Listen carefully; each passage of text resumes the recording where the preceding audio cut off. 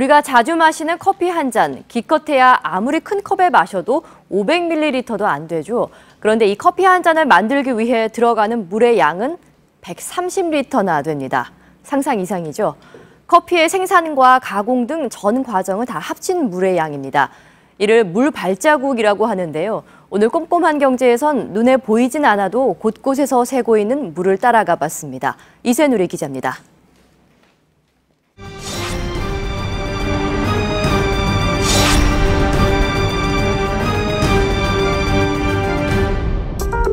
인천 강화군의 한 저수지입니다. 원래는 이곳까지 물이 차 있어야 하지만 작년부터 비가 오지 않아 이렇게 수풀이 우거져 있습니다. 내년 농사를 어떻게 지을 거냐 싶으면 그게 제일 걱정이에요. 60년도 넘었는데 사는 집 여기 계속 살았거든요. 근데 처음이에요, 이렇게 저수지도 말고. 물 부족 현상, 먼 나라 얘기만은 아닌데요. 이 물의 소중함, 우리는 얼마나 느끼면서 살고 있을까요? 생각을 안 해봐서 모르겠는데요. 샤워하고 이럴 때 얼마나 쓰는지 감이 없으니까. 저희는 당장에 물 쓰는 거나 이런 사용하는 거 불편함이 없으니까. 서울 노원구의 아파트 단지. 2012년 혹독한 봄 가뭄을 겪으면서 빗물을 받기 시작했습니다. 간단한 여과만 한 뒤 단지 내 화단과 텃밭에 사용하기 위해서입니다. 여름에는 상추 같은 거, 쌈 채류를 많이 하고요. 토마토, 참외, 여러 가지.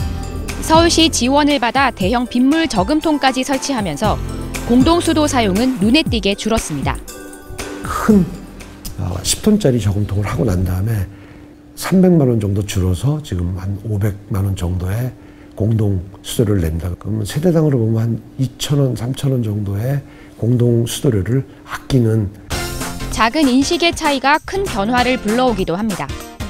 변기 수조 공간을 좁힌 변기를 건물에 설치해 직접 사용해본 결과 기존 변기보다 물내림 1회당 6리터를 절약할 수 있었습니다.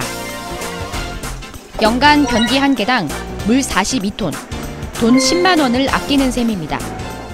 특히 많이 쓰는 데서는 1년 이내에 투자 금액을 회수할 수 있습니다.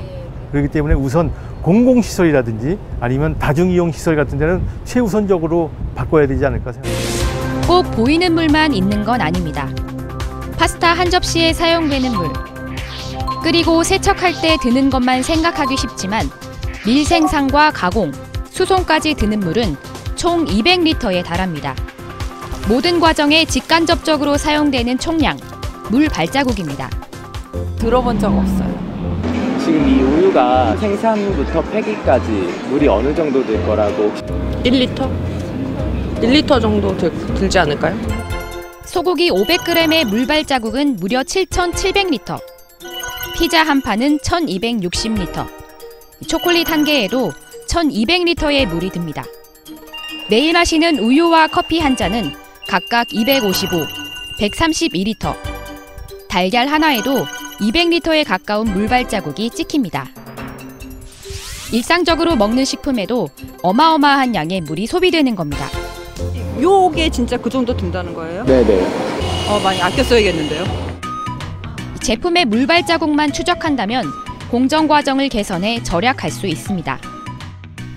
호주는 가전제품의 물 발자국을 표시하는 라벨을 도입했고 프랑스는 이미 물 발자국 인증을 시행하고 있지만 국내는 아직 준비 단계입니다. 이미 전국은 메말라가고 있지만 내년 봄에는 더욱 심각한 가뭄이 올 거라는 경고까지 나왔습니다.